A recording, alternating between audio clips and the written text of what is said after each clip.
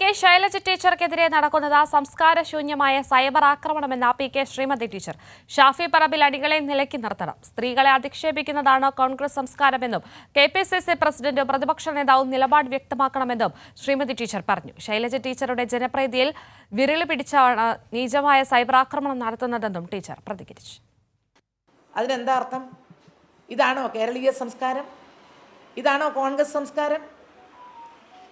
ഇതാണോ നിങ്ങൾ തെരഞ്ഞെടുപ്പിൽ മത്സരിക്കുമ്പോൾ ഉപയോഗിക്കുന്ന രീതി? ഈ കാര്യത്തെ സംബന്ധിച്ച് ഉന്നതരായിട്ടുള്ള നേതാക്കളുണ്ടല്ലോ. അഖിലേന്ത്യാ തലത്തിൽ നിന്ന് വന്നിട്ടുള്ള ശ്രീ കെ.സി. വേണുഗോപാലിന് ഉൾപ്പെടെയുള്ള നേതാക്കളുണ്ടല്ലോ. ശ്രീ രമേശ് ചെന്നിത്തല ഉണ്ടല്ലോ. ഇപ്പോൾ ചാർജ് വഹിക്കുന്ന ഹസനുണ്ടല്ലോ. കെ.പി.സി.സിയുടെ പ്രസിഡൻ്റായ സുധാകരനുണ്ടല്ലോ. നിങ്ങളുടെ സംസ്കാരം ഇതാണോ? ഈ തരത്തിൽ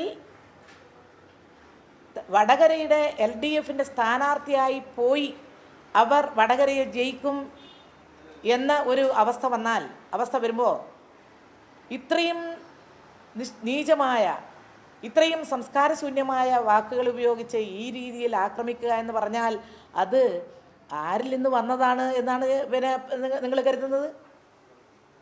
അവരെ അടക്കി നിർത്തേണ്ടേ? അത് തന്നെയാണ് ശൈലജ ടീച്ചർ ചോദിച്ചത്.